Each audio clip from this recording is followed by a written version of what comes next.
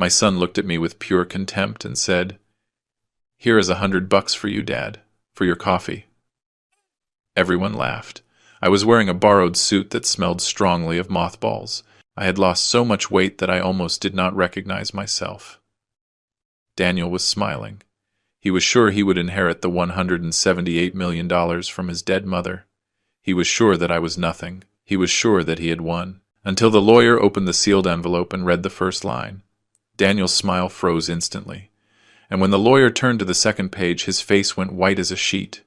Because Emily knew. She knew everything. She knew what he did to me the day he left me to die alone on my kitchen floor. If this story touches your heart, please subscribe. Every day I share a story that could be yours. It could be your father's story or the story of someone you love. Tell me in the comments where you are watching from. My name is David. I am 74 years old. When I stepped out of the taxi in front of that black glass building downtown, I knew it was going to be the worst day of my life. The navy blue suit I was wearing belonged to my brother-in-law, Robert. It was my sister Linda's husband. It was too big in the shoulders, and it smelled like mothballs. She had ironed it for me that morning while I drank watery coffee in her kitchen. "David, look at me," she told me, grabbing my face with her rough hands. "That boy is not going to humiliate you. Do you hear me? You are not going to allow it." I nodded, but we both knew it was a lie. Daniel had been humiliating me for years, and I had been enduring it for years. The doorman of the building looked me up and down when I walked in. He said nothing, but his face said everything. I did not belong in that place. People like me did not walk through the front door. I gritted my teeth and walked toward the elevators with my head held high, even though inside I was dying. It was him who visited me in the hospital every single day. "If that jerk treats you bad, you tell me. I will go in there and beat him up. I do not care." I smiled, but it was a sad smile. "You cannot go in, Henry. Only direct family." He looked at me with those eyes that had seen everything in life. "I am more family to you than that son you have." And he was right. But blood is blood, even if that blood is killing you from the inside. The receptionist pointed me to a frosted glass door at the end of the hall. "Office number 3. They are already waiting for you." It sounded like a reproach. I was 5 minutes late because the taxi had gotten lost. I took a deep breath. I knocked on the door and entered. The air conditioning hit me in the face like a slap. The office was huge. It was all glass and steel with a view of the city that made you feel small. And there they all were. Daniel was at the head of that giant dark mahogany table wearing a gray suit that fit him perfectly. He was checking his phone as if I had not just walked in. Sarah, his wife, was on his right wearing a black dress that showed her crossed legs and those sunglasses she never took off. Catherine, her mother-in-law, was on the other side with her hair perfectly combed and a gold cross hanging from her neck. Pamela, the stepdaughter of Emily, was sitting further away with a serious face and her hands on the table. An attorney, Arthur Stone, a man with a white mustache and an impeccable suit, was standing next to the head of the table. "Mr. David, come in. Please take a seat." He pointed to a chair. It was the furthest one, almost in the corner, as if I were the guest nobody wanted but had to tolerate. I walked toward that chair, feeling how everyone was staring at me. Sarah whispered something to Daniel. He smiled without looking up from his phone. Catherine took a handkerchief from her purse and brought it to her nose, as if my presence smelled bad. I sat down slowly and carefully, as if the chair were going to break under my weight, and then Daniel looked at me. He finally looked at me. But there was nothing in those eyes. Nothing. No love. No hate. Not even contempt. Just emptiness. As if I were a stranger. A procedure he had to endure. I remembered when he was 5 years old and fell off his bicycle in the park. Blood was running down his knee, and he was crying as if the world were ending. I carried him. I hugged him. I told him everything was going to be okay. "Do not let go of me, Dad. Do not ever let go." And I promised him I never would, but he let go of me, a long time ago. Attorney Stone opened a folder and was about to speak when Daniel raised his hand. "Before we start, I want to clarify something." He leaned back in his chair, put his hands on the table, and looked at me with that smile I knew. The smile of someone who has already won. "Here is $100 for you, Dad. For your coffee." He said it calmly, almost kindly, as if he were doing me a favor. Sarah let out a laugh that she tried to hide with a cough. Catherine shook her head. "Poor thing," she murmured, but I do not know if she was talking about me or Daniel. I felt the blood rushing to my face. My hands were shaking. I wanted to stand up. I wanted to scream at him. I wanted to ask him when he had become this. But I did nothing. I just squeezed my hands on my knees until my knuckles turned white, and I thought about what Linda had told me that morning. Do not let them humiliate you. But it was too late. They had already done it. Sarah leaned toward Daniel and whispered something in his ear. Whatever she said made him laugh again. Then she turned to me. She lowered her dark glasses to the tip of her nose and said with that sweet voice she used when she wanted to be cruel, "Oh, Mr. David, I thought you were not going to come. Did you have enough for the taxi, or did you have to walk here?" Daniel laughed louder. Catherine sighed deeply and said, looking at the ceiling, "What a shame, really. This should be private. A family matter, right? I do not understand why he has to be here." She pointed her finger at me as if I were a piece of furniture out of place. Pamela looked at them with something like disgust, but said nothing. She just looked down, and I sat there in that borrowed suit that smelled of mothballs, feeling how every word was burying me deeper and deeper. But something inside me, something small and almost extinguished, told me to wait. It told me that this was not over yet. Attorney Stone cleared his throat loudly to call for order. "If you allow me, we can begin." He opened a large manila envelope, closed with a red wax seal. It was Emily's seal. I recognized that seal immediately. It was the one she used for important things. I had seen it only twice in my life. When we signed the deed to our first house and when we signed the divorce papers. The lawyer turned the envelope so we could all see the date written by hand in blue ink. April 13th, 2025. 3 months before she died. The silence in the office changed. It was no longer a mocking silence. It was a tense silence. Daniel put his phone on the table. Sarah took off her dark glasses. Catherine sat up straight in her chair. Everyone looked at that envelope as if it were a bomb about to explode, and I just breathed. Slow and deep because something told me that Emily had done something. Something none of them expected. The lawyer broke the seal with a silver letter opener. The sound was dry like a snap of fingers. He took out several papers, all perfectly folded with official seals and signatures at the bottom. He adjusted his glasses on his nose and began to read with a clear voice without rushing. "I, Emily Christina Stone, widow of Lara, in full use of my mental faculties and without any coercion, declare the following as my last will and testament."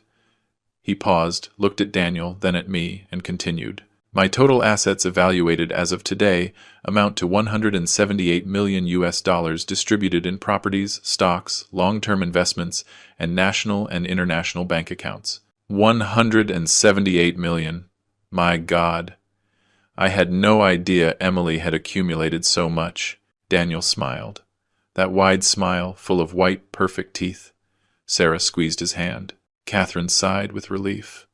And I just thought about how hard Emily had worked to get there, how much she had fought and how much it hurt me not to have been by her side when she achieved it. But then the lawyer said something that made the temperature in the room drop 10 degrees. However, he looked up from the papers and looked at us all one by one with that face of a lawyer who knows something others do not. "Missus, Emily left certain specific conditions stipulated that must be met mandatorily before any delivery, transfer, or assignment of inheritance." Daniel frowned. "Conditions? What conditions?" His voice sounded annoyed, as if someone were wasting his time. The lawyer did not answer him.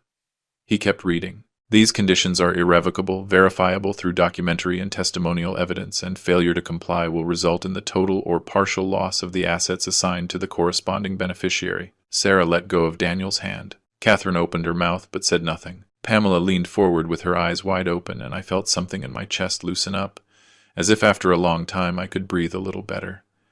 Daniel tried to stay calm, but I saw his legs start to move under the table. That nervous tic he had since he was a child. "Well, okay, and what are those conditions?" He tried to sound casual as if he did not care, but his voice came out a little higher pitched than usual. Attorney Stone did not answer immediately. First he turned a page, then another, then one more. He was looking for something specific. The silence became unbearable. Pamela was biting her lip. Sarah was playing with her ring. Catherine took out her rosary and started passing it through her fingers, and I remembered something. That phone call. 2 months before she died. Emily had called me at the hospital. I had just come out of intensive care. She was crying. "David, forgive me. I did not know anything. I swear I did not know.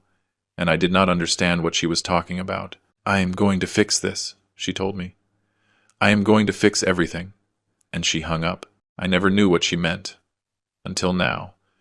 The lawyer found the page he was looking for. He adjusted his glasses. He cleared his throat again. And he read slowly, measuring every word as if they were bullets. These conditions have to do with specific events that occurred between the years 2019 and 2023, directly related to the treatment behavior and actions of Mr. Daniel Alverde toward his father, Mr. Height, David Alverde. And then he turned to look at me, only at me, and everyone in that office also turned to look at me. Daniel went white, just like that in a second, as if someone had drained all the blood from his face. Sarah stopped breathing. Catherine closed her eyes and crossed herself. Pamela covered her mouth with her hand, and I could only think one thing. Emily knew. Emily knew everything he did to me. And now, from wherever she was giving me back something I thought I had lost forever. My dignity. Attorney Stone took a deep breath and read the first condition with a voice that left no room for doubt. Mr. Daniel Alverde will only be able to receive the part of the inheritance that corresponds to him if he demonstrates through documentary, testimonial, and verifiable evidence that he was constantly present during the last days of his mother's life, specifically during her hospitalization at St. Mary's Hospital between June 15th and June 27th of 2025. The lawyer paused. Daniel cleared his throat. He adjusted himself in the chair, and he said with that fake confidence I knew so well, I was there. Every day. He lifted his chin. I took care of her. I was the best son I could be. Sarah nodded quickly, supporting him. Yes, I accompanied him. We were both with her until the end. Lies. I knew they were lies. And something told me that Attorney Stone knew it too. But he let them talk. He let them dig their own grave. Daniel continued, now more animated, as if he believed his own lie. I arrived in the mornings. I brought her flowers. I read her the newspaper. I talked to her about everything. My mom knew I was there. He turned to Sarah. Right, honey. She nodded again. Of course. We even slept one night at the hospital so we would not leave her alone. Catherine intervened with that shrill voice. My son-in-law is a family man. He would never abandon his mother. Pamela looked at them with a mixture of disbelief and contempt, but she still said nothing. Attorney Stone waited for them to finish. Then, without changing his expression, he opened another folder. He took out a document with the hospital letterhead. He put it on the table facing Daniel. This is the official log of St. Mary's Hospital. His voice was cold as ice. Here all visits are recorded. Full names, entry and exit times, duration of stay. Daniel looked at the paper and I saw how his face started to change, as if something was collapsing inside him. The lawyer continued implacably. According to this log, certified and signed by the nursing staff, Mr. Daniel Alverde visited his mother only once during the 12 days of hospitalization. A pause. Once. Single. Time. Sarah stopped smiling. Catherine swallowed hard. Daniel opened his mouth, but nothing came out. The visit was on June 19th. Entry time 3:15 p.m. Exit time 4 p.m. 45 minutes in total. The lawyer looked up and locked his eyes on Daniel. And according to the sworn statement of Nurse Patricia Davis, that visit was not to accompany the patient. It was to ask her for money. The silence that followed was so heavy I felt the air turning solid. I just watched Daniel and saw how his hands were shaking, how his jaw was clenching, how he tried to find the words but could not find them. That is not true. Daniel finally spoke. His voice sounded strangled. I went more times. There has to be a mistake. He ran his hand through his hair. Maybe they did not register me. Maybe I came in through another entrance. The lawyer shook his head. The hospital has only one access for family members, and registration is mandatory without exceptions. Daniel stood up abruptly. I was busy. I had meetings. The business does not run itself, he shouted, and in that scream I heard desperation. Panic. I could not be there all the time. The lawyer waited for him to shut up. Your mother was in intensive care for 4 days in critical condition. The doctors notified all family members that she might not survive. He paused. And do you know how many times she asked for you? Daniel did not answer. She asked 18 times. Nurse Patricia documented it. 18 times, your mother asked, Is my son here yet? Did Daniel come? And no one could give her an answer. I felt something break in my chest. I imagined Emily in that hospital bed alone, connected to tubes and machines, waiting for a son who never arrived. And I remembered myself. All the times I waited for Daniel. The times I called him and he did not answer. The birthdays I spent alone looking at the phone, waiting for even a text message. Is my son coming yet? How many times had I asked the same thing? To Linda, to Henry, to no one in particular, waiting for someone to tell me yes, that Daniel was coming back, that it had all been a misunderstanding. But he never came back, and now Emily had waited for the same thing. And he did not arrive either. I knew that pain.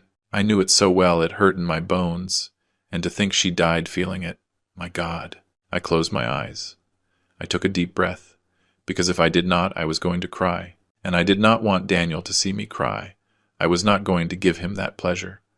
Pamela spoke. Finally, her voice was soft but so firm that everyone turned to see her. I was there. She sat up straight in her chair. She looked directly at Daniel. I was with Emily every day, from 7 in the morning until 10 at night. I read to her. I played music for her. I fed her when I could. I held her hand when she cried. Her voice cracked a little, but she composed herself. And she asked for you all the time. Tell Daniel to come. Tell him I need him. And I did not know what to tell her. She looked at Sarah. One day I called you. I begged you to come. You told me you were busy, that you had more important things to do. Sarah looked down. In the end, Emily stopped asking, and that was 1,000 times worse, because it meant she had already understood that you were not coming. Daniel tried to say something, but Pamela raised her hand. Do not dare lie again. And she fell silent. But that silence said more than any scream. Sarah exploded. She got up from the chair so fast she almost knocked it over. Enough! All of you are against us. She pointed at Pamela with a trembling finger. You got into this family only for money. You are a gold digger. You manipulated Emily to keep everything.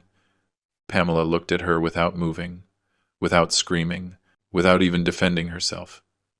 Catherine pulled Sarah by the arm. Calm down, daughter. You are making a scene. But Sarah did not calm down. No.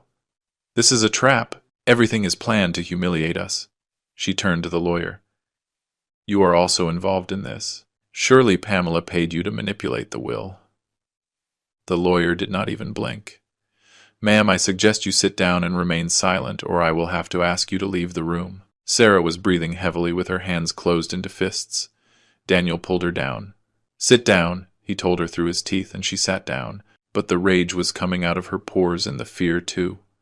Attorney Stone picked up another document. In addition to the hospital log, I have a sworn statement from Mrs. Norma Castle, Emily's personal secretary for 20 years. I knew Norma, a serious woman with gray hair and thick glasses. Emily trusted her with everything. In her statement, Mrs. Castle affirms that Mr. Daniel Alverde visited his mother a total of 3 times in the last 2 years. The 3 occasions were to request money. The lawyer read straight from the paper. First visit March 2023. He requested $50,000 to invest in a business. Second visit November 2023. He requested $30,000 to pay off debts. Third visit June 2025. Hospital. He requested $20,000 for urgent expenses. He looked up. In none of these visits did Mr. Daniel ask about the health, welfare, or needs of his mother. Daniel had his eyes fixed on the table. He was not saying anything anymore. He could no longer defend himself because the truth was there, black on white, signed and certified. The lawyer closed the document with a dry thud, took off his glasses, cleaned them with a white handkerchief, and announced what we were all waiting for. Therefore, by not complying with the first condition stipulated in the will of Mrs. Emily Christina Stone, widow of Lara, Mr. Daniel Alverde irrevocably loses 40% of his inheritance. He paused to let the words sink in. This amounts to $71 million, which will be redistributed according to the subsequent provisions of the will. 71 million. Just like that. In a second. Daniel froze. Sarah put her hands to her face. Catherine murmured something that sounded like a prayer. Pamela looked down. And I did not feel joy. I did not feel revenge. I only felt sadness. A deep sadness for everything that had been lost. For the son my son could have been, and for the mother who died waiting. Daniel stood up slowly, as if his legs weighed tons. He put his hands on the table and looked at the lawyer with red eyes. This cannot be happening. His voice was a hoarse whisper. Those 71 million are mine. They are mine. Sarah tried to calm him down, but he pushed her away. I am her son. Everything should be mine, he shouted, and that scream echoed off the glass walls. The lawyer did not flinch. You are her biological son, but you did not fulfill your role as a son, and your mother knew it. Daniel let himself fall into the chair, covered his face with his hands, and for a moment I thought he was going to cry. But he did not cry. He was just breathing fast, as if he were drowning. Sarah put her hand on his back. Catherine left the room without saying a word, with her rosary clutched between her fingers. The silence that remained was so dense you could touch it. I remained silent. I did not say a single word. I just watched. The lawyer looked at me. Mr. David, do you wish to say something? I shook my head. Not yet. My voice came out steady, steadier than I expected. Daniel looked up. He looked at me, and in his eyes I saw something I had never seen. Fear. He was no longer the confident man who had entered that office. He was no longer the one who mocked me. He was a scared child who had just realized that his actions had consequences. Attorney Stone picked up the papers again. There are more conditions, he said calmly. And the next one. He took a long pause. Too long. The next one is much more serious. Daniel went pale again. Sarah swallowed hard. Pamela leaned forward, and I felt that something was about to change. Something big. Something none of them were prepared to hear. Daniel stood up abruptly. The chair flew backward and hit the wall with a crash that made us all jump. No, he screamed with a voice I did not recognize. An animal voice. Desperate. This is fake. This is all a damn farce. He lunged over the table, trying to grab the documents. Attorney Stone moved them away just in time. That will is forged. My mother would never write something like that. Pamela stood up, scared. I remained seated with my heart beating so fast I thought everyone could hear it. Daniel took out his phone with trembling hands. He dialed a number. Miller. Come now. Reform Building. 12th floor. Office 3. Now. He hung up and looked at us all with pure hate. You will see. My lawyer is going to destroy this lie. Sarah had come back inside, attracted by the screams. She stood at the door, pale. Attorney Stone remained calm, with his hands crossed on the table as if he had seen this scene before. Not even 10 minutes passed when the door burst open. A tall man entered. About 50 years old, impeccable black suit and leather briefcase. He had that shark air that expensive lawyers have. Dr. Ernest Miller, he introduced himself without greeting anyone. He went straight to Attorney Stone. My client informs me that there are irregularities in this probate process. His voice was hard, professional, threatening. Stone did not flinch. There are no irregularities, colleague. Miller let out a dry laugh.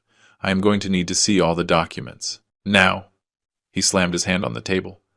Miller reviewed them fast. Too fast. Looking for something. Anything. This will was modified very close to the date of death. That is highly suspicious. He pointed with his finger. Furthermore, my client informs me that Mrs. Emily was under strong medication that could have affected her judgment. Attorney Stone smiled. It was a small smile, but devastating. Are you questioning the legal validity of this will, Dr. Miller?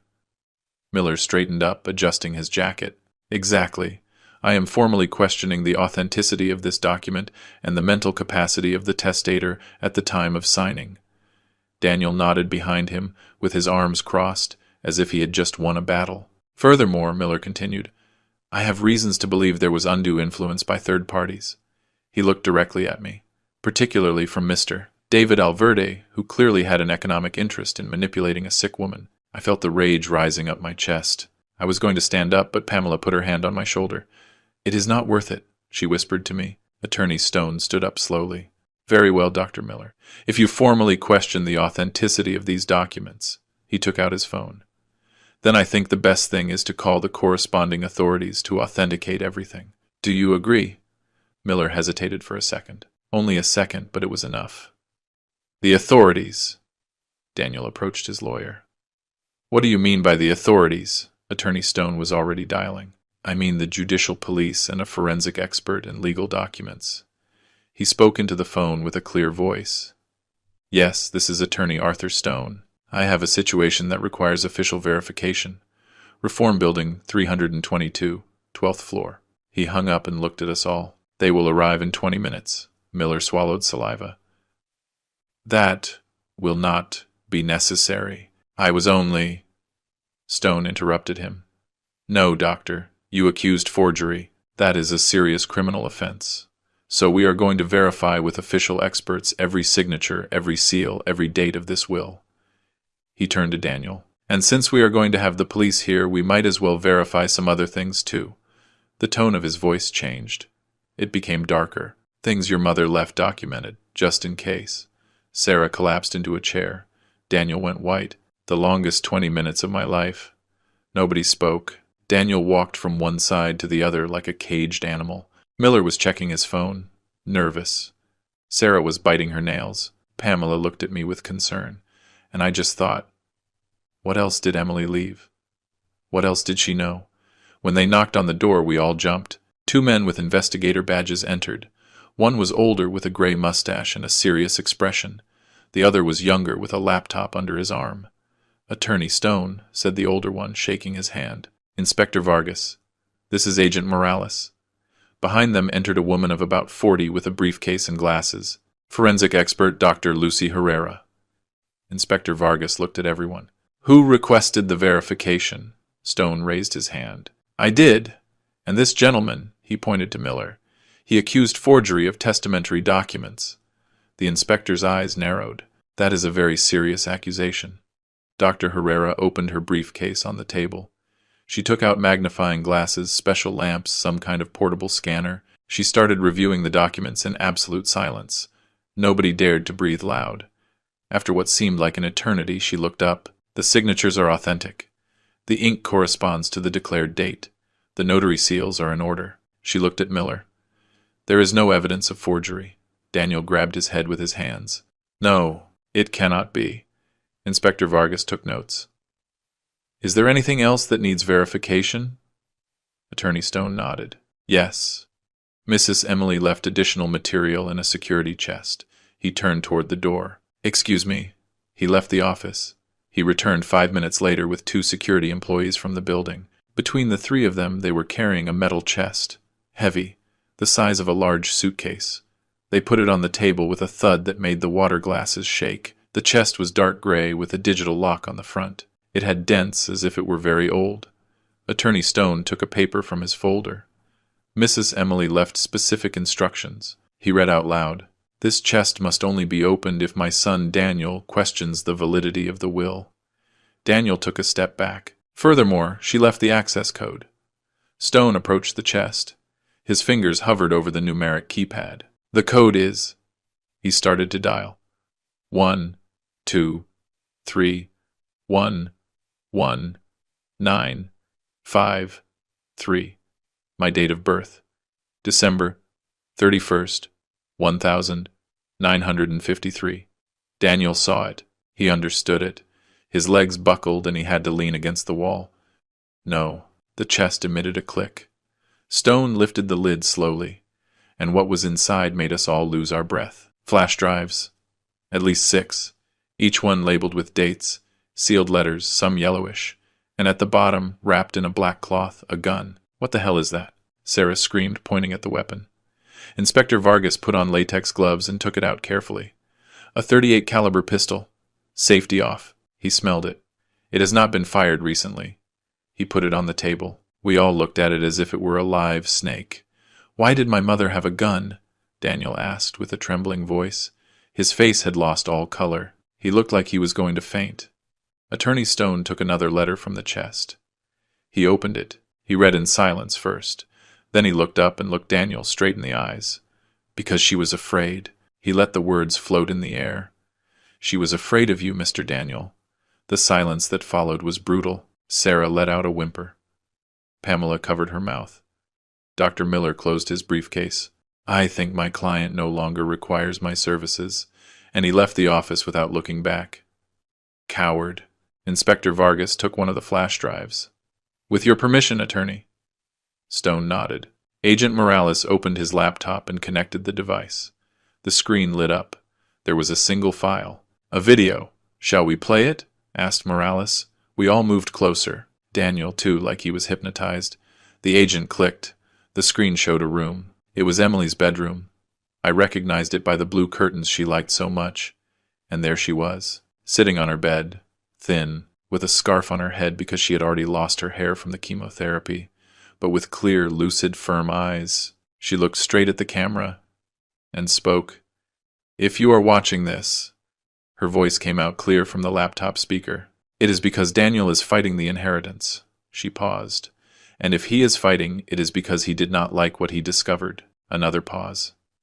"I need you to know the truth." She leaned forward. "My son threatened me, and I have proof." The video continued. Emily coughed, put her hand to her chest, but kept talking.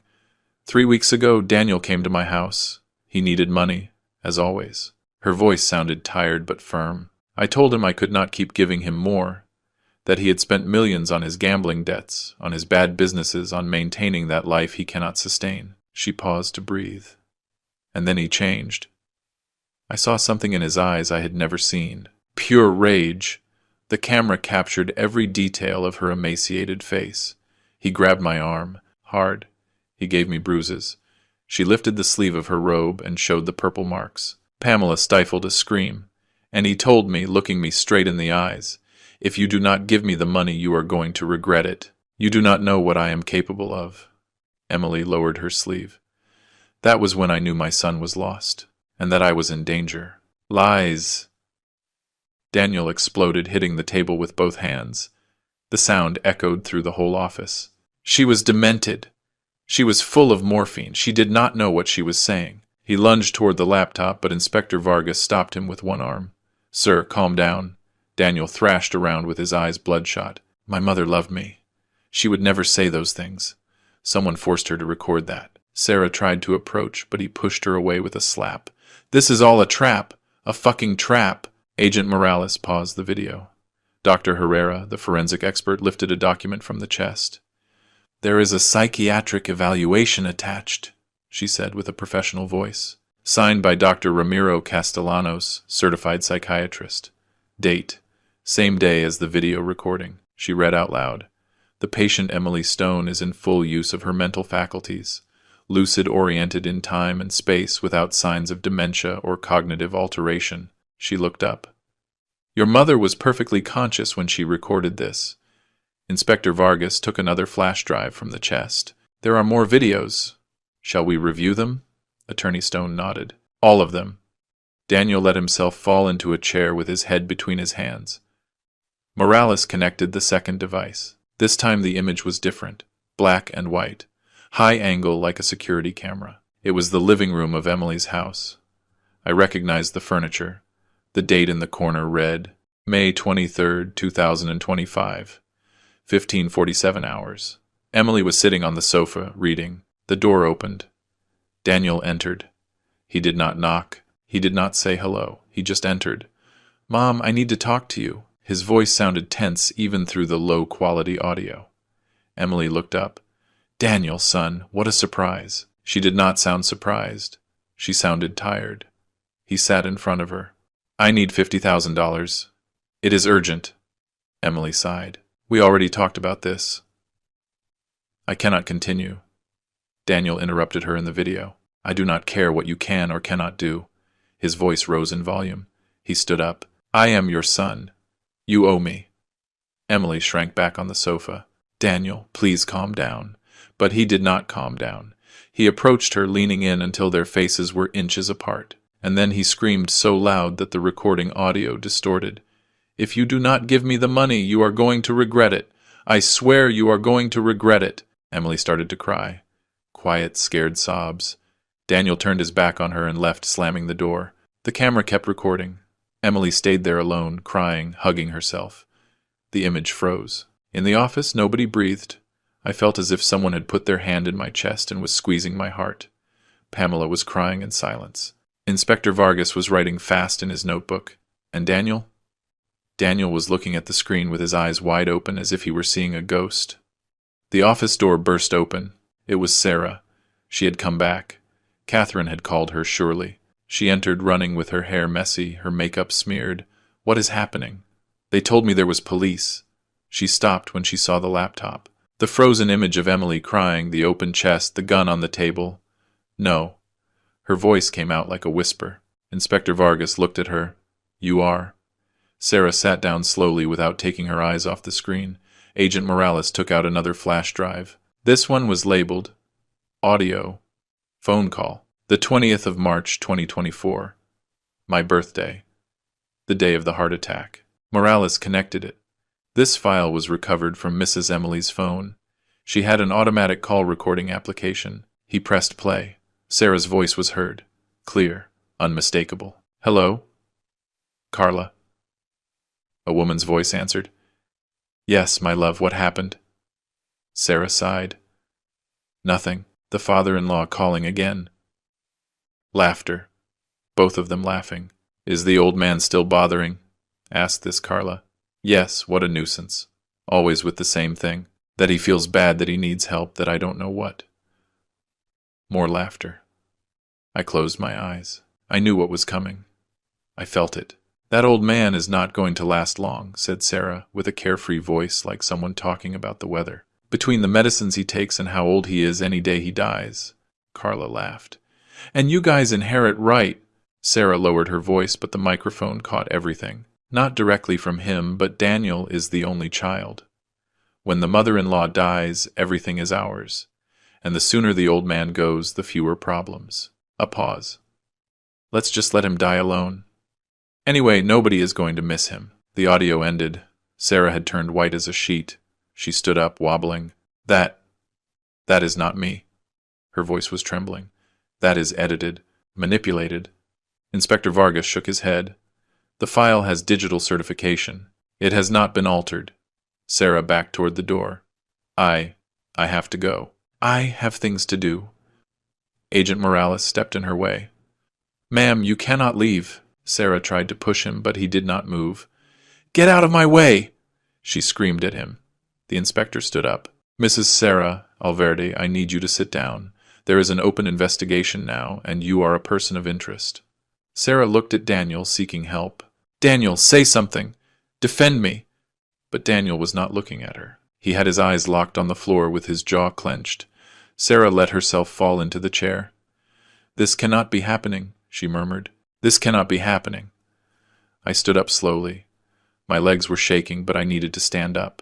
I needed to see Daniel in the eyes. I walked toward him. Every step weighed on me as if I were carrying stones in my shoes. I stopped in front of his chair. Look at me. My voice came out hoarse. Daniel did not look up. Look at me, I repeated louder. Finally, he raised his eyes. They were red, damp. That day, the day of the heart attack. My voice was trembling. I called you 14 times. 14. I felt the tears starting to burn my eyes.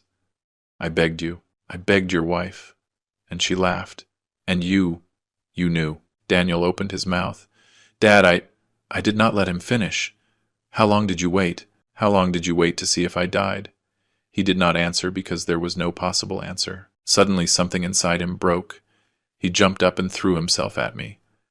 This is all your fault, he screamed, pushing me. I lost my balance. The 2 security guards from the building lunged at him, holding him by the arms. Let me go! Let me go! Inspector Vargas and Agent Morales also intervened. Between the 4 of them, they managed to contain Daniel, who was still twisting, screaming. If you hadn't existed, my mom would have never divorced Herbert. Everything would be mine. Everything.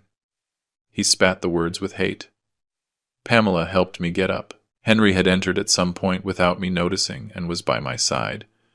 Are you okay, buddy? I nodded, although I was not okay. Nothing was okay. Attorney Stone remained standing next to the chest, observing everything with a grave expression.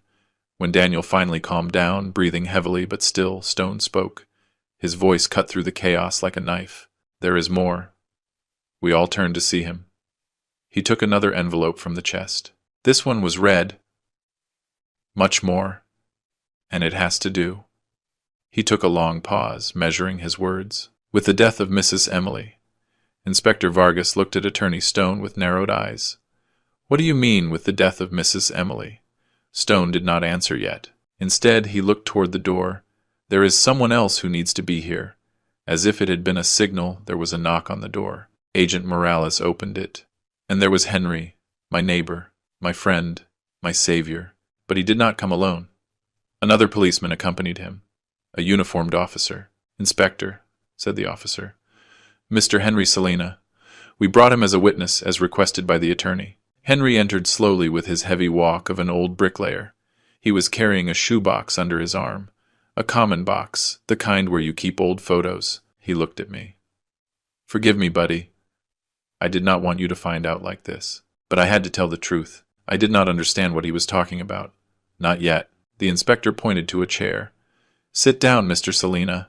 Henry obeyed, putting the box on the table carefully as if it contained something sacred, or something dangerous. "I live in the apartment next to Mr. David." Henry started with a deep voice. 202. "We have been neighbors for 3 years." He cleared his throat. "That building is old. The walls are thin. You hear everything. Fights, televisions, everything." He opened the box. Inside was an old digital recorder, the kind journalists used years ago, and several cassettes. About 5 years ago, there were robberies in the building. I was robbed twice, so I put this in the hallway. He took out the recorder. Voice activation. It recorded when it detected loud sounds for security. He looked at Daniel. "I never thought I was going to record something like this." The inspector leaned forward. "What did you record, Mr. Selina?" Henry took out one of the cassettes. It had a date written in marker. March 13th, 2024. 1 week before my heart attack. This. He gave the cassette to Agent Morales. "You need to hear it." Morales connected the old recorder to his laptop using an adapter. The audio was low quality with static, but it was understandable. Footsteps were heard, then voices. "Are you sure about this?" It was Sarah's voice. "Yes," answered Daniel. "I cannot take it anymore. We need that money now." Sarah sighed. "But your mom is not going to give you more. She already made it clear." Silence. Footsteps.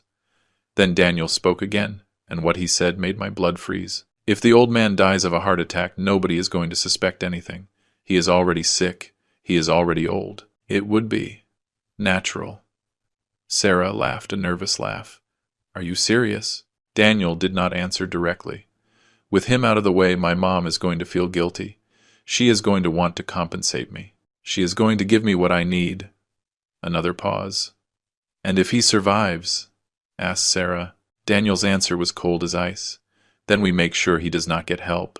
I stood up so fast the chair fell backward. The sound of metal against the floor resonated in the whole office.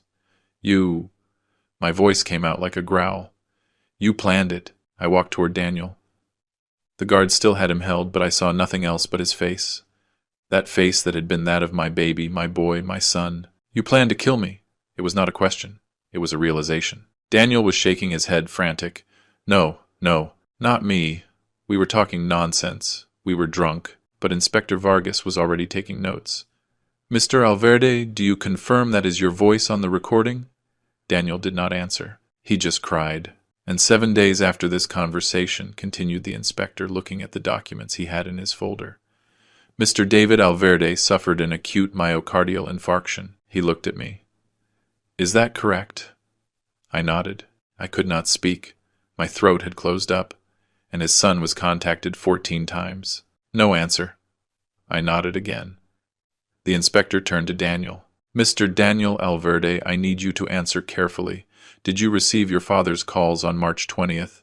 Daniel was shaking. I was busy." "Did you receive them?" The inspector's voice was hard as stone. "Yes," Daniel whispered. "But I thought what?" Daniel closed his eyes. "I thought he was exaggerating, that he wanted attention." The inspector wrote something down. "And the call to your wife? Did you know about that one?" Daniel opened his eyes. He looked at Sarah. She was shaking her head, crying. "I did not know," Daniel lied. But Agent Morales took out another document. "We have the call log from Mrs. Sarah's phone. 3 minutes after Mr. David's call, there is an outgoing call of 2 minutes. To Mr. Daniel's number." Sarah stopped denying. She lowered her head. "And Daniel?" Daniel could not lie anymore. The guards let him go. There was no point in holding him. He was not going to attack anyone anymore. He had no strength left. He let himself fall into the chair, defeated. Pamela stood up abruptly. Her face was red, her hands closed in fists. Emily knew. Her voice came out like a scream. "She told me." We all turned to look at her. A month before she died, she called me to her room. She was crying. She told me, "Pamela, I'm afraid. I'm afraid of my own son." Her voice cracked, but she kept talking. I asked her why, and she told me that Daniel had asked her about her will. Not about what was in it, about when she was going to die. The silence was absolute. He asked her, "How much time do you have left, Mom?" "Months, weeks." Pamela looked at Daniel with pure contempt, and when she told him the doctors gave her 6 months, he smiled. She told me my son smiled when he knew I was dying. Daniel was shaking his head. "No, I did not. I just—" But Pamela had not finished, and then he asked her if the will was already ready, if she had already signed everything, as if he was in a hurry, as if he could not wait for her to die. The door opened again. It was Norma, Emily's secretary. She was wearing a black suit and thick glasses. The officer who was outside accompanied her inside. "Miss Norma Castle," he announced. Inspector Vargas stood up. "Come in, Miss Castle. We were waiting for you." Norma entered with confident steps. She looked at me and gave me a small nod, almost imperceptible. Then she looked at Daniel, and in that look there was something scary. "Knowledge. Proof. Is it true?" "I was Mrs. Emily's secretary for 20 years, she said with a clear voice. "I managed her schedule, her calls, her medical appointments." She took a notebook from her bag. "On May 15th of this year, Mr. Daniel arrived at the house. Without warning, the madam was on a teleconsultation with her oncologist, Dr. Ruiz. She opened the notebook. I was in the office next to the bedroom. The door was ajar. I heard everything. Norma read from her notebook, although I think she did not need to read it. She probably had it memorized. Daniel knocked on the bedroom door. He entered without waiting for an answer. The madam signaled him that she was on a call, but he did not care. He sat on the bed and waited. She turned a page. When the madam hung up, Daniel asked her, "What did the doctor say?" She answered that the cancer was advancing, that the treatment was not working. Norma looked up, and then Daniel asked something that froze my blood. She looked straight at Daniel. He asked, "And if you stop the treatment, do you die faster?" Pamela stifled a scream. I felt as if I had been punched. Norma continued. The madam froze. She told him, "Daniel, what kind of question is that?" And he answered, "No, Mom, it is just that I thought that maybe the treatment makes you suffer more, that maybe it would be better to let you go in peace." Norma closed the notebook, but his tone was not of concern. It was of hope, as if he wanted her to say yes. Inspector Vargas stood up.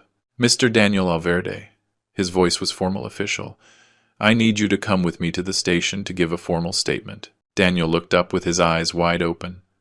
"Statement about what?" The inspector looked at him without emotion. Suspicion of attempted murder against his father, possible participation in the acceleration of his mother's death, and conspiracy to commit fraud. Sarah stood up screaming, "You cannot arrest him. He did not do anything. All this is a lie." Agent Morales approached her. "Ma'am, do you also need to come give a statement?" Sarah tried to run, but Agent Morales grabbed her by the arm. "Let me go. You have no right." The 2 guards helped Daniel stand up. He did not resist. He just looked at me, and in that look, there were so many things. Fear, regret, hate, love, all mixed together. "Dad," he said. Just that. "Dad." I did not answer. I could not. And if you are listening to this story now from wherever you are, I want you to know that your support means everything to me. Leave me a comment telling me where you are listening from. Sometimes knowing that I am not alone in this gives me the strength to continue. Wait. The voice of Attorney Stone stopped everyone. The guards let go of Daniel. Inspector Vargas turned around. "What is it, Attorney?" Stone took out the red envelope he had mentioned before. "Before you take Mr. Daniel away, there is something that must be read. These are direct instructions from Mrs. Emily." He opened the envelope carefully. Inside was a handwritten letter on thick ivory paper. Emily's handwriting filled both sides of the sheet. Stone looked at me. "Mr. David, this letter is for you, but the madam asked that it be read out loud in front of everyone present before any arrest." I felt my legs getting weak. Henry helped me sit down. The lawyer started reading. "David, my love, if you are hearing this, it means they discovered the truth about Daniel." He paused. "And now you have to make the hardest decision of your life." The lawyer continued reading with a slow voice, giving weight to every word. "I know what my son did, or tried to do.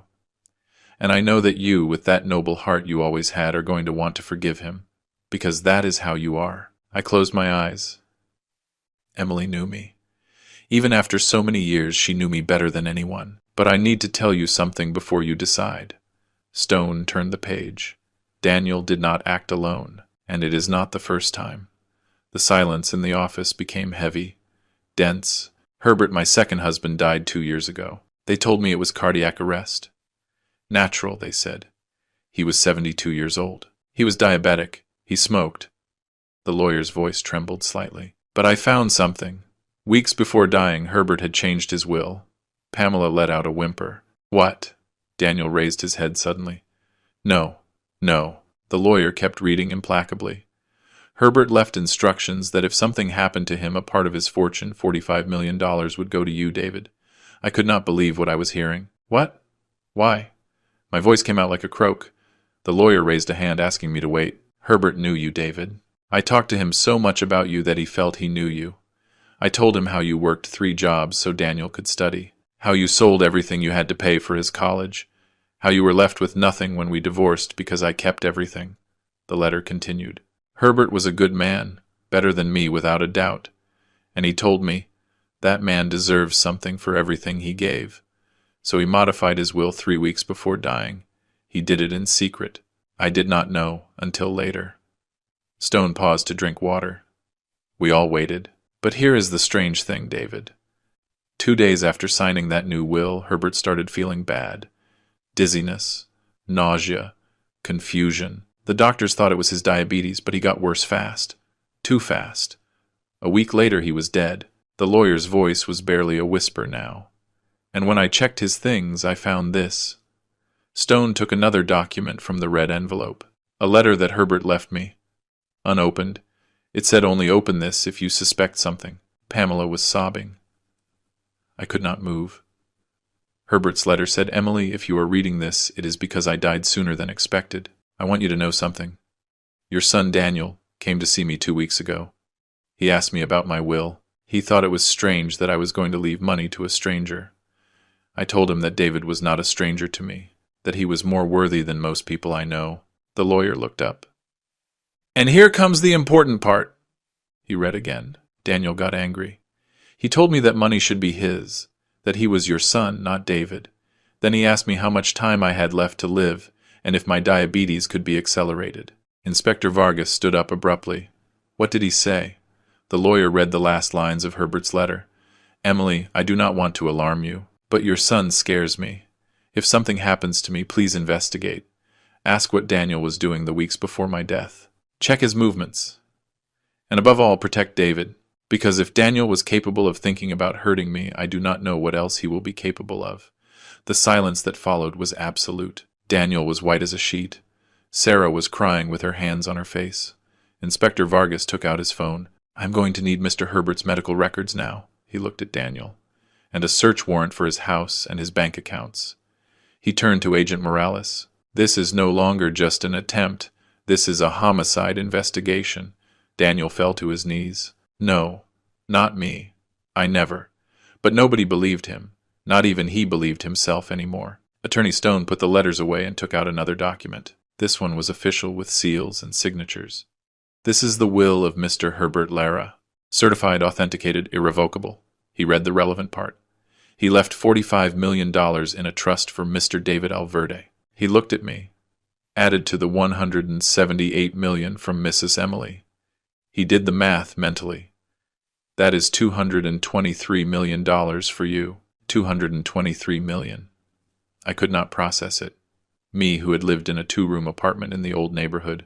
Me, who had worked as a waiter at 70 years old. Me, who had to borrow a suit from my brother-in-law to come to this meeting. Henry squeezed my shoulder. Buddy. He could not say more.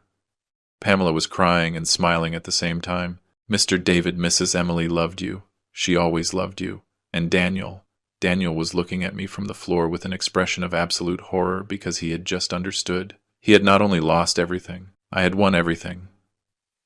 Daniel crawled toward me. Literally crawled on his knees with his hands extended. Dad!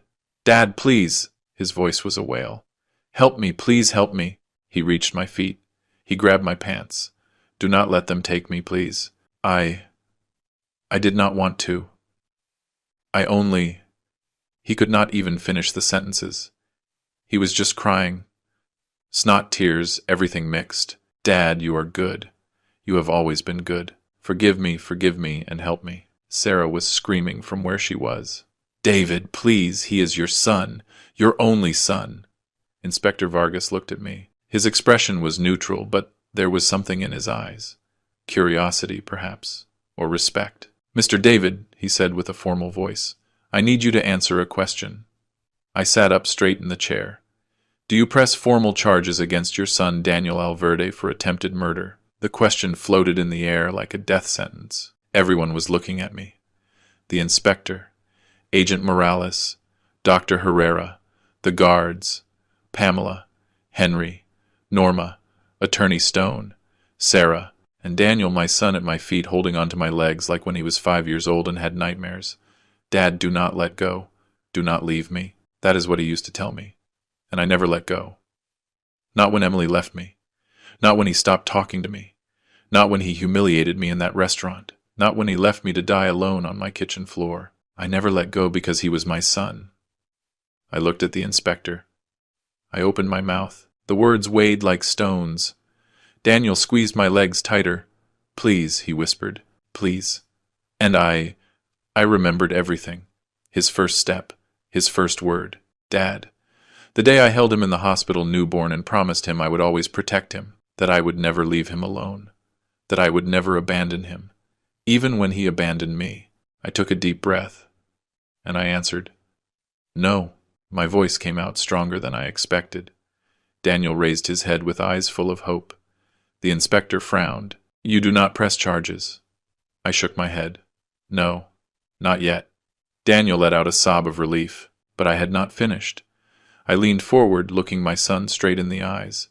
Not yet, because first I need answers. My voice was trembling, but not from fear, from rage contained for years. I need you to tell me why. Here, now, in front of everyone. Daniel blinked, confused. Why what? I stood up. He had to let go of my legs. Why did you hate me so much? Why did you want to see me dead? Why did your own mother have to keep a gun in her house because she was afraid of you? My voice rose in volume. Why, Daniel? What did I do to you? What the hell did I do to you to deserve this? The silence that followed was deafening. And Daniel was finally going to tell the truth. Daniel stood up slowly. His knees cracked. His face was red, swollen from crying so much. He wiped his nose with his jacket sleeve. And then he exploded. What did you do to me? His voice came out like a roar. Oh, you really want to know what you did to me? He walked toward me with closed fists. The guards tensed up, but the inspector stopped them with a gesture. Let him talk. Daniel stopped inches from my face. You abandoned me. He spat the words. I was 12 years old. 12. And one day you came home and said you were leaving. That you did not love us anymore. That you had met someone else. I blinked. What? That was not true. None of that was true. You act like you do not know. Daniel laughed. A bitter, broken laugh. My mom told me. She sat me on my bed and told me, Your dad is leaving, son. He met another woman. He is going to have another family. We are not important to him anymore. I felt as if someone had emptied a bucket of ice water on me. That is a lie. My voice barely came out. I never said that. Daniel continued as if he had not heard me.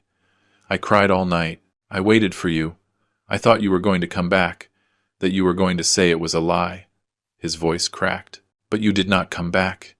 And my mom told me it was because you already had another family, that you had forgotten about us. He wiped his tears with rage. I waited for you to call. On my birthday. On Christmas. Nothing. He grabbed my shirt. Do you know what it is to grow up thinking your dad traded you for another family? That you were not worth enough for him to look for you? I tried to speak, but he pushed me. Years, Dad. Years waiting. And you never called. You never wrote. You never came. The inspector intervened. Mr. Daniel, calm down. But Daniel could not calm down. He was letting everything out. All the poison he had kept for decades. That is not true. That is not true. Norma, Emily's secretary, spoke from her place. Her voice was firm, clear.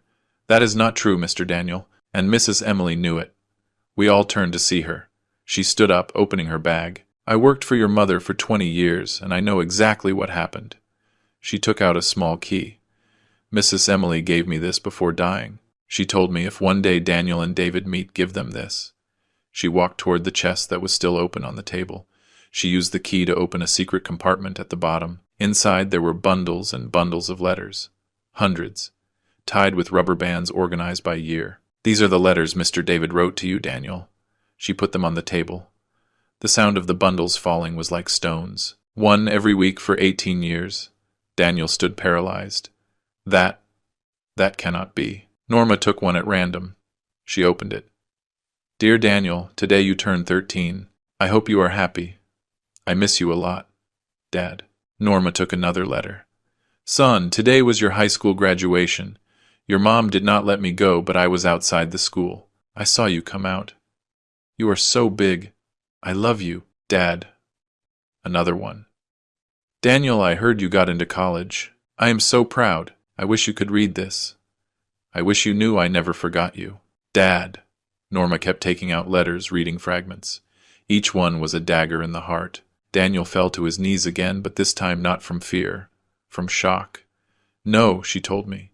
She told me that you, Norma interrupted him. Your mother intercepted all the letters. She kept them. She never gave them to you. She opened another bundle.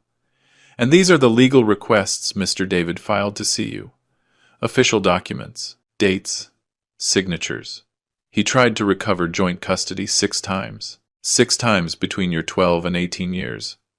She looked at Daniel harshly. Your mother hired the best lawyers. Mr. David lost everything in those legal battles. That is why he became poor. That is why he had nothing. Because he spent it all trying to reach you. The letters were scattered on the table. Hundreds of them. I looked at them as if they were ghosts. I wrote every week, I said with a broken voice. Every damn week for years. And when you turned 18, I kept writing.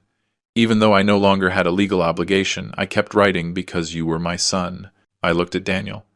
Did you really believe I had abandoned you? He could not speak. He just took the letters with trembling hands, opening them, reading fragments. His face changed with every word. Horror, sadness, confusion.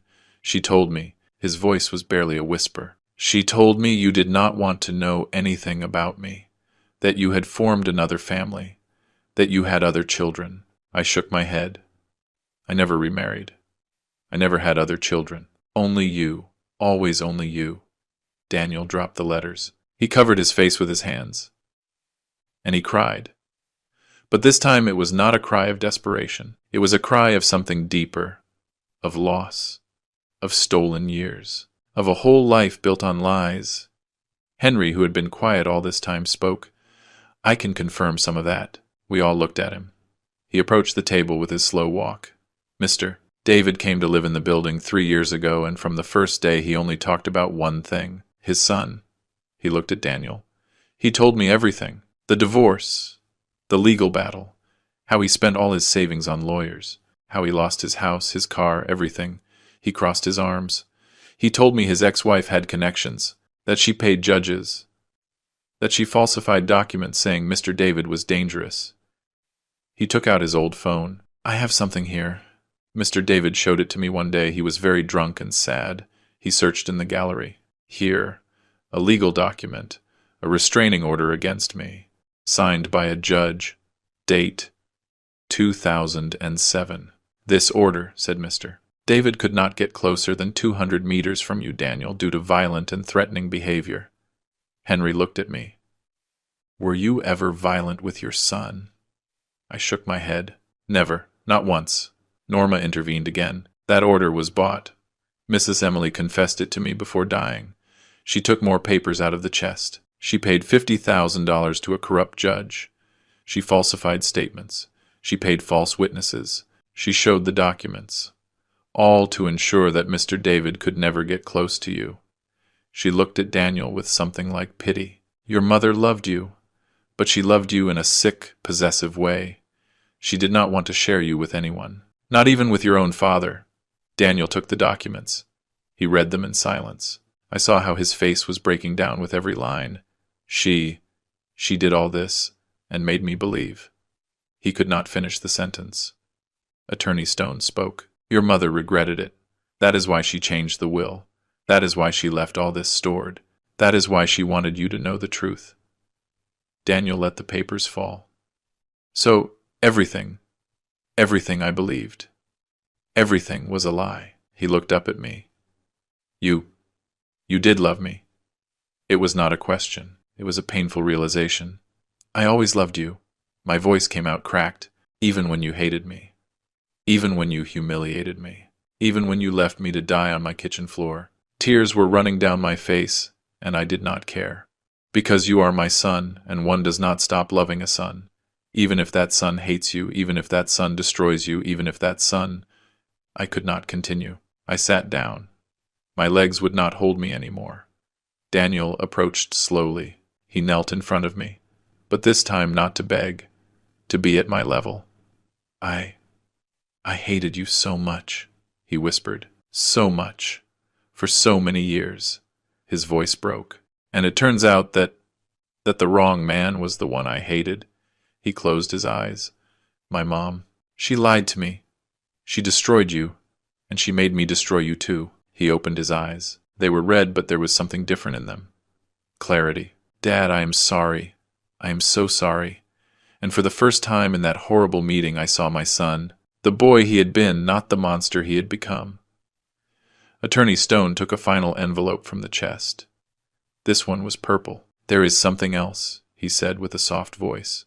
Something Mrs. Emily confessed on video, about why she did all this. He connected another flash drive. The screen showed Emily again. But this recording was different. She was in a wheelchair with oxygen. The last days. David Daniel. She started with a weak voice. If you are watching this together, it means the truth finally came out. She coughed. I need to confess something. Something that has haunted me for 25 years. She took a long pause. I destroyed David because I was afraid. Another silence. Afraid that if Daniel spent time with you, he would realize I was the bad one. That I was the one who destroyed our family. That I chose money over love. Tears were running down her cheeks. So I did the worst thing a mother can do. I turned my son into a weapon against his father. And now I see the result. She looked straight at the camera. Daniel, forgive me. David, forgive me. I ruined you both, and the only thing I can do now is try to fix it. Attorney Stone paused the video a moment. There is one last recording. Mrs. Emily made it a week before passing away. She was very weak, but she insisted. He connected another flash drive. This time Emily was in the hospital bed with tubes in her arms, oxygen in her nose. She looked so fragile she almost did not look like herself, but her eyes. Her eyes were clear, determined. Daniel, she started with a raspy voice. If you are watching this, I am sorry. She coughed. A nurse appeared in the frame, gave her water, and left. I am sorry for everything. For every lie. For every stolen year. For turning you into what you are. She paused to breathe. I lied to you about your father. Since you were 12 years old, I told you he abandoned us, that he traded us for another family, and none of that was true. Tears ran down her cheeks. David never abandoned us. I threw him out. For money. Because Herbert was rich, and your father was not. Her voice broke. And I ruined your life for that. I ruined all 3 lives. Emily continued in the video. Every word cost her more effort. When your father tried to see you, when he looked for you, when he fought for you in the courts, I prevented it. I paid judges. I falsified documents. I took all his money in those legal battles until I left him on the street. She wiped her tears with a trembling hand. And do you know why? Because I was afraid. Afraid that if you spent time with him, you would realize who was really the villain of the story. She took a long pause, breathing with difficulty. Your father is a good man, Daniel, the best I ever knew, and I destroyed him. I destroyed both of you. You with lies. Him with poverty and loneliness. She looked straight at the camera with intensity. But there is something else, something I discovered very recently. Something that made me realize I was not the only one who destroyed you. Her expression changed, from sadness to something darker, fear.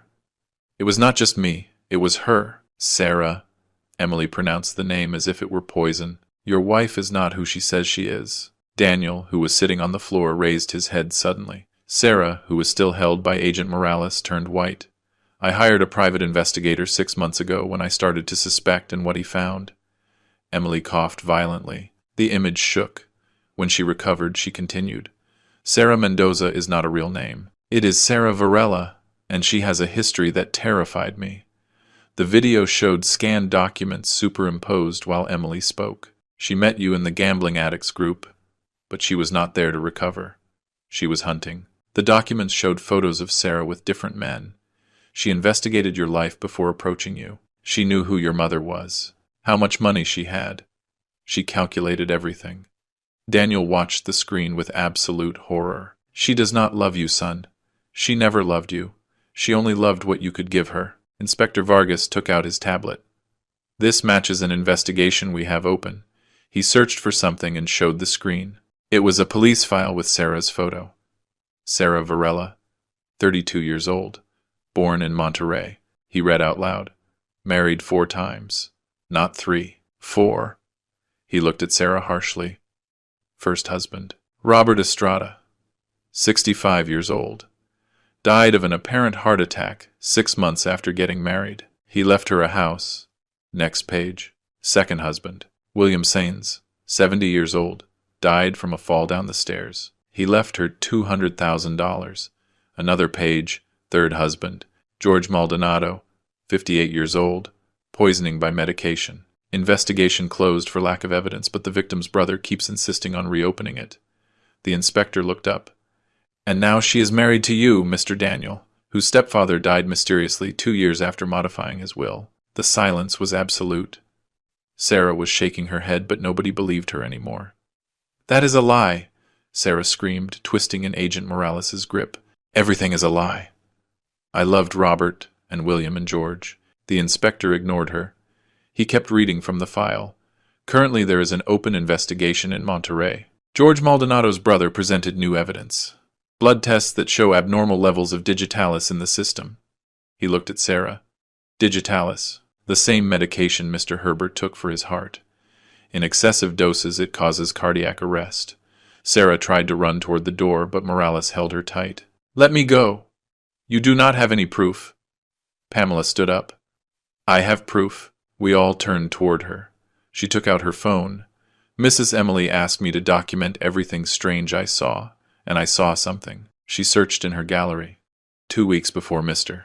Herbert died, I saw Sarah in the house, in the medicine cabinet, taking photos of Mr. Herbert's medications. She showed the photos, dates and times certified. Sarah in the bathroom with pill bottles in her hands. Sarah launched herself against Pamela. You always hated me. You wanted the money too. You manipulated the old lady to keep everything. She tried to hit her, but Agent Morales pulled her back. Pamela did not back down. She stood there firm, looking at Sarah with a devastating calm. I loved Mrs. Emily. Her voice was soft but sharp as glass. I took care of her when no one else did. I fed her when she could no longer hold the spoon. I cleaned her when she wet herself because of the medications. I stayed awake all night holding her hand when she was afraid of dying. Tears were running down her face, but her voice did not tremble. I loved her like a mother. Like you will never be able to love anyone because you do not know how to love. You only know how to use. Sarah spat at her, but Pamela did not even move. Enjoy prison, said Pamela. It is the only thing you have left. Henry cleared his throat. I also have something to say. We all looked at him. He stood up, walked toward the inspector. The day of Mr. David's heart attack after the ambulance arrived, I stayed in the hallway watching, scared. He took out his old phone again. And I saw something strange. Around 5 in the afternoon, when Mr. David was already at the hospital, someone arrived at the building. He showed a blurry photo taken from his door's peephole. It was her. The photo showed Sarah in the hallway in front of David's apartment door. She knocked on the door, waited, as if she was checking something. He moved to the next photo. Then she put her ear to the door, listening if there was anyone inside. Henry looked at Sarah with disgust. When she did not hear anything, she smiled. I saw it. She smiled as if she had just won something. Last photo. But then she heard the ambulance siren returning for something they had forgotten, and she ran. She left the building running. The inspector took the phone. I am going to need these photos as evidence, Sarah Varela, said Inspector Vargas with an official voice. You are detained as a suspect of attempted homicide against Mr. David Alverde and as a person of interest in the deaths of Robert Estrada, William Sayans, George Maldonado, and Herbert Lara. Agent Morales took out the handcuffs. Sarah fought. She screamed. She kicked. No, Daniel! Daniel, defend me! Tell them they are crazy. But Daniel did not move. He just looked at her as if he was seeing her for the first time. Did you know? His voice came out broken. Did you know they had died like that? Sarah stopped fighting. She looked at him with pure hate. Of course I knew. I planned everything. She laughed, a hysterical, chilling laugh. And you know what? I was going to do the same to you. As soon as your mom died and you inherited everything. 6 months maximum and then a tragic accident. She spat the words. But your bitch mother ruined everything for me. This is your fault, Daniel. All this is your fault for being so stupid. Agent Morales dragged her out. Her screams could be heard down the hallway. You are going to pay for this. All of you. The door closed. The silence that remained was so heavy it hurt. Daniel was sitting on the floor back against the wall, staring into the void. Pamela was crying in silence. Norma had sat down with her head between her hands. Henry put his hand on my shoulder. Buddy. He could not say more. I could not process anything. My son had been married to a killer. A woman who had used him, who had planned to kill him, who almost killed me. The inspector closed his notebook. Mr. Daniel, I am going to need you to come to clarify. But... He looked at Attorney Stone. First, finish here. Finish what you started. Daniel looked up at me. His eyes were empty, broken. Dad, I did not know anything about this. His voice was barely a whisper. You have to believe me, I did not know. I looked at him. At that man who had been my baby, my boy, my son, and I did not know what to say because there was so much pain, so much betrayal, so many lies. I do not know what to believe anymore, I said finally. And that truth destroyed us both. Attorney Stone waited for us all to calm down. Then he took out the last envelope from the chest. This one was white bigger than the others, with 2 names written in gold letters, David and Daniel. This is the last letter, Stone said with a soft voice. Mrs. Emily asked me to read it only after everything else. After all, the truth came to light. He opened the envelope carefully. Inside were several sheets of thick paper full of that perfect handwriting of Emily. The lawyer cleared his throat and started reading. My 2 men. If you are hearing this together, it means you finally know the truth. The truth about everything. He paused. And it means I have to face my responsibility. I ruined you both. The words floated in the air like smoke. David, I took your son from you. Your only son. I took years, moments, birthdays, graduations, hugs, conversations. I took the opportunity to be a father. And I left you in poverty while I lived in abundance. I wiped my tears, but they kept coming out. Daniel, I took your father from you. And not only that, I filled you with hate. I poisoned you against the only man who loved you unconditionally. The lawyer continued reading. It was all for pride, for fear, for stupidity. Emily's voice through Stone's words sounded broken. I was afraid you would judge me, that Daniel would hate me if he knew I destroyed our family for money. So I built a lie, and that lie became my prison. Stone turned to the next page. I lived 25 years with that lie, watching how Daniel became bitter, watching how he rejected his father, and I could not say anything, because if I did, my whole world of lies would fall. Daniel was sobbing with his face between his hands. But then I got sick, and when you know you are going to die, priorities change. Emily wrote. I did not care about looking good anymore. I did not care about pride. I only cared about one thing, fixing what I broke, even if it was too late. The lawyer paused to drink water. We all waited in silence. The weight of Emily's words crushed us. That is why I modified my will, continued the letter, not only to punish Daniel. That would be cruel and simple. Stone turned to another sheet. I did it to force you to see the truth, so David would know it was not his fault, so Daniel would know his hate was misdirected. The following words surprised me. The $223 million are not only for David. I looked up suddenly. There is a trust for Daniel. The lawyer took another document from the envelope. $50 million separated, protected for my son. Daniel also raised his head. But Stone raised his hand, but with conditions. Conditions that are not negotiable, he read from the letter. Daniel can only access that money after 5 years, 5 full years, and only if he complies with all the following. The list was long, specific, thought out carefully. The lawyer read the conditions one by one. First, complete a rehabilitation program for gambling addiction. Certified. Minimum 1 year. He looked at Daniel. Second, pay everyone he defrauded with interest. The list of victims is attached. There was a long list of names and amounts. Third, get a real job with a salary and keep it for 5 years without exceptions. Stone turned to the next page. Fourth, attend psychological therapy, individual minimum, twice a week for the full 5 years. Daniel listened, without moving. Fifth, meet with his father David at least once a week, every week without fail. Stone looked at me. And the last condition. He paused dramatically. Rebuild his relationship with his father. Not pretending, not acting, really trying from the heart. The lawyer closed the document. If he complies with all this, the $50 million are his at the end of the 5 years. If he fails in any of the conditions, the money goes to charity institutions. But there is something else, said the lawyer, returning to the letter. A condition that does not depend on Daniel. It depends on you, David. I sat up straight in the chair. If you press criminal charges against Daniel, the trust is automatically canceled. Daniel loses everything. Not just the $50 million, but also the opportunity to redeem himself. I felt the weight of the decision falling on my shoulders. If you forgive him, if you do not press charges, Daniel has this last chance. A chance to become the man he could have been. The man I did not allow him to be. The letter continued with Emily's voice. David, I know I am asking for something impossible. I know it hurts. I know it is unfair. But I ask you on my knees, give our son one last chance. The chance I never gave him. The chance you always wanted to give him. My hands were shaking. Do not do it for me. I do not deserve anything. Do it for the boy he was. For the boy who hugged you. For the boy who told you, I love you, Dad, before sleeping. I could not contain the tears anymore. Nobody could. Inspector Vargas stood up. Mr. David, I need your answer now. His voice was formal but not cruel. Do you press charges against your son for attempted murder?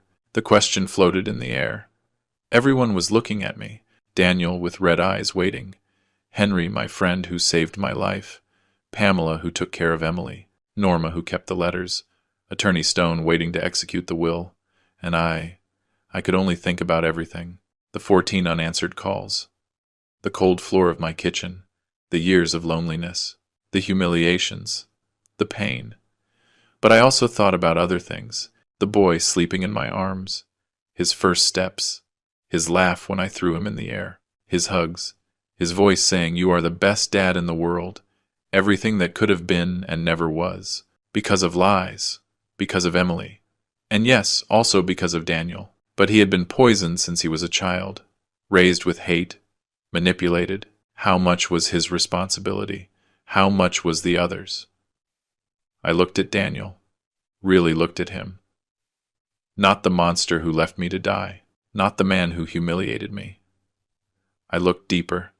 And I saw the scared boy who had believed his mother's lies, the teenager who waited for calls that never came because they were intercepted, the man who married a killer without knowing, the son who lost 30 years hating the wrong person. It was not an excuse. None of that excused him.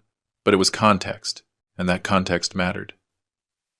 Daniel looked at me without hope, as if he already knew my answer, as if he had already resigned himself.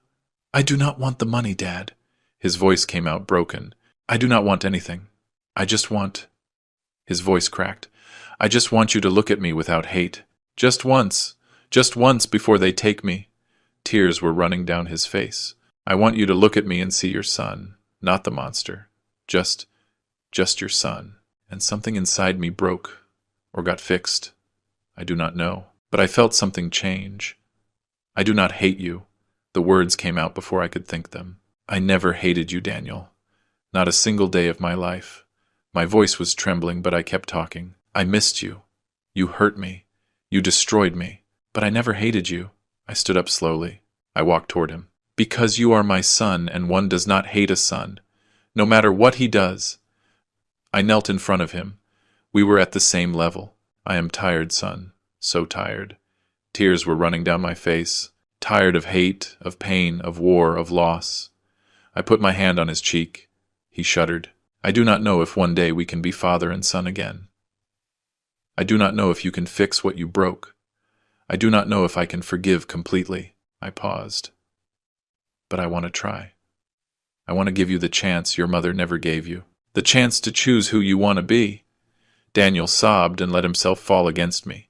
And for the first time in 30 years I hugged my son, and he hugged me, and we cried together. For everything lost. For everything broken. For everything that could have been. Inspector Vargas waited for us to separate. Mr. David, I need a verbal answer for the official record. I wiped my tears. I looked at the inspector, then at Henry, who had tears running down his rough face, then at Pamela, who was smiling and crying at the same time, then at Attorney Stone, who waited with the pen ready, and finally I looked at Daniel. My son, my only son. I took a deep breath. No, I said with a firm voice. I do not press charges. Daniel stifled a sob. But on one condition. I turned to him. A condition that is not negotiable. I looked him straight in the eyes. You are going to fulfill everything your mother put in that will. Everything. Without excuses, without shortcuts, without lies. My voice hardened. You are going to rehabilitate yourself. You are going to work. You are going to pay whoever you owe. You are going to go to therapy. And you are going to see me every week. I paused. Not as a son asking for forgiveness. As a man rebuilding himself. As a man proving he can change. The inspector nodded. All right. It is on the record. He looked at Daniel. Mr. Alverde, you remain under judicial supervision. If you fail any of the conditions, you face immediate charges. Understood? Daniel nodded. Yes, understood. Attorney Stone closed all the folders. There is something else before finishing. He took out another document. Mrs. Emily left specific provisions about the rest of the inheritance. He read slowly. Of the 173 million remaining for Mr. David, 30 million are assigned to Pamela Lara. Pamela let out a gasp. For my daughter of the heart, read Stone with a soft voice.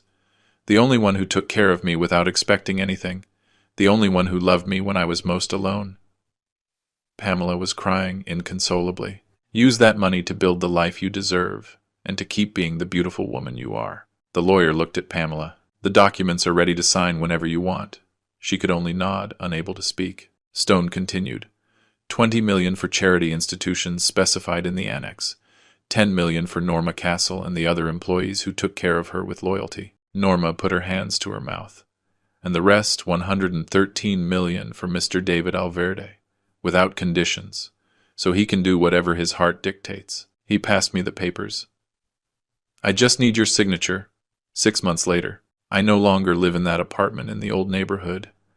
Linda, my sister, insisted I move to something better, but I did not want something flashy. Just a quiet place with 2 bedrooms. One for me and another in case one day Daniel needs it. He hasn't used it yet, but the door is open. On Sundays without fail, we meet at a coffee shop. Not the same fancy cafe where we used to go when he was a child. A simple coffee shop in the arts district that makes good coffee and asks no questions. The first time was weird, uncomfortable.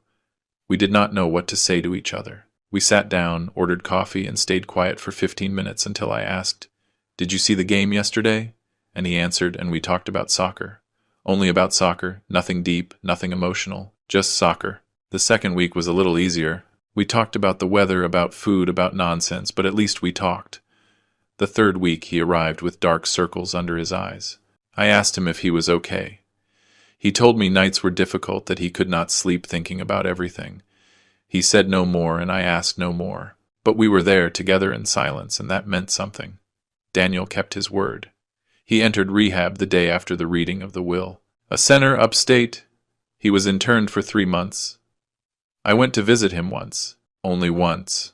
Not to talk. Just so he knew he was not alone. When he got out, he got a job at a hardware store. Yes, a hardware store. Mr. Edward Ramirez, the owner, is a friend of Henry. He gave him a chance. Daniel works Monday to Saturday, 8 hours a day, selling nails, paint tools. They pay him minimum wage. He lives in a small apartment in a modest complex. 2 rooms, no luxuries.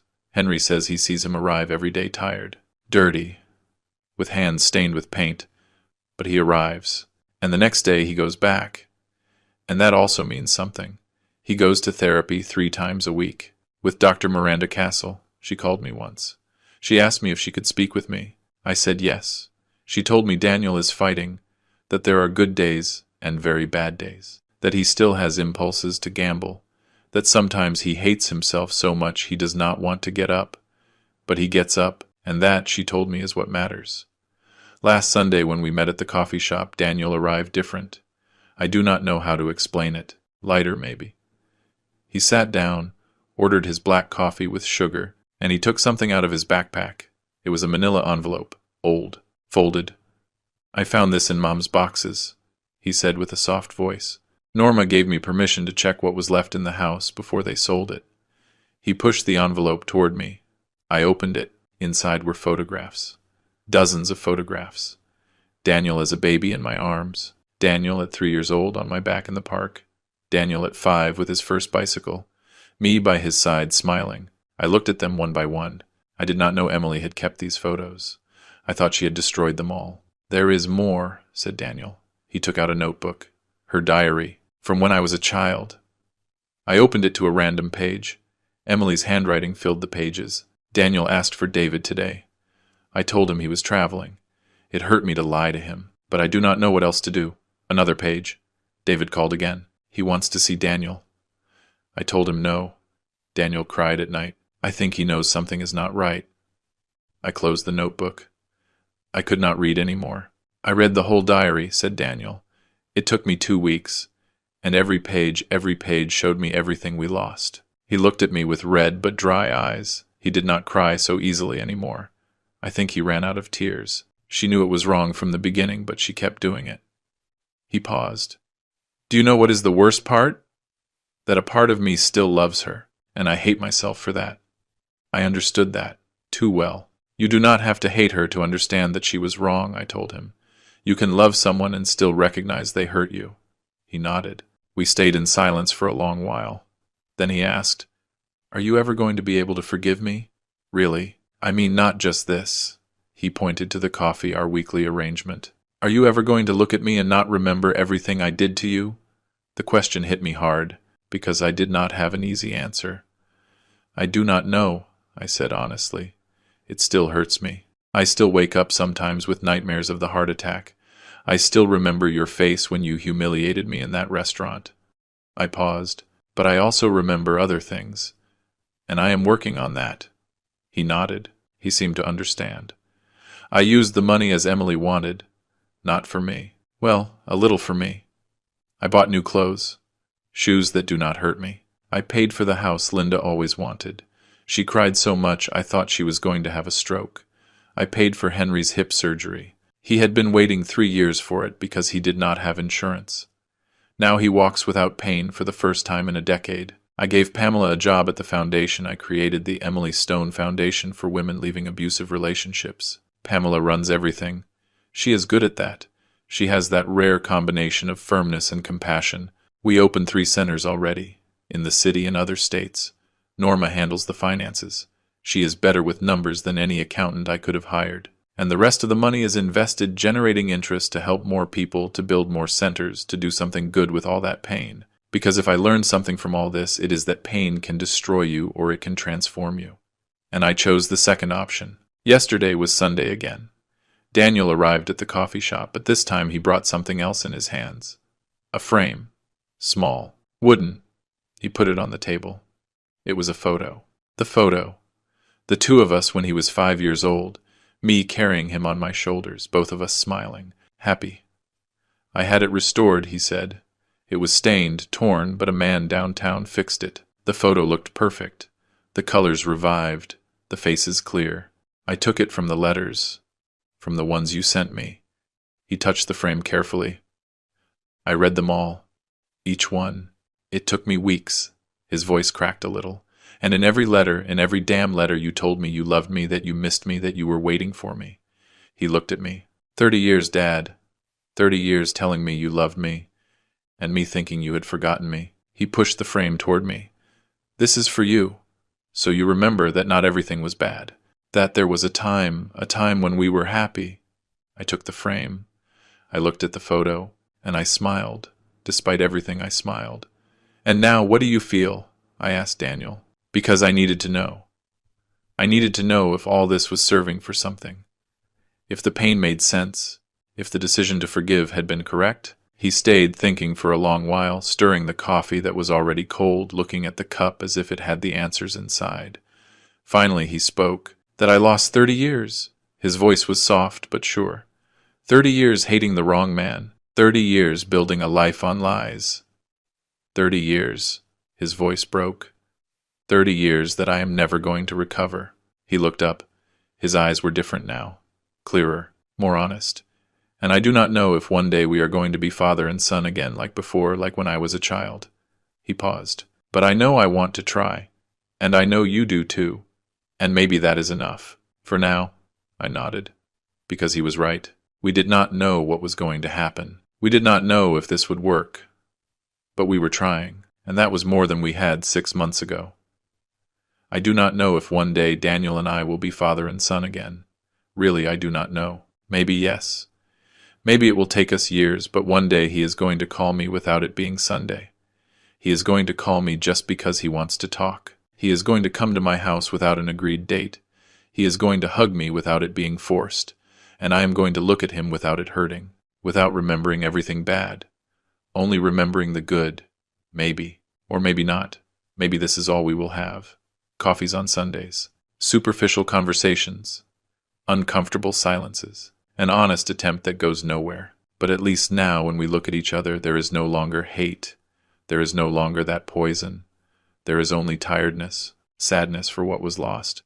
And maybe, just maybe, hidden very deep, a little bit of hope. A small, fragile, scared hope, but alive. And sometimes that is enough. Sometimes hope is all we have. And I learned after all this that you have to hold on to it. Because if you lose hope, you lose everything. And I already lost too much. And you? What would you have done in my place? Leave it in the comments. I really want to know. If this story touched your heart, give me your like and share it with someone who needs to hear it. And if you are not subscribed yet, do it now. Every day there is a new story that could change your way of seeing things. Thank you for being there. See you in the next story.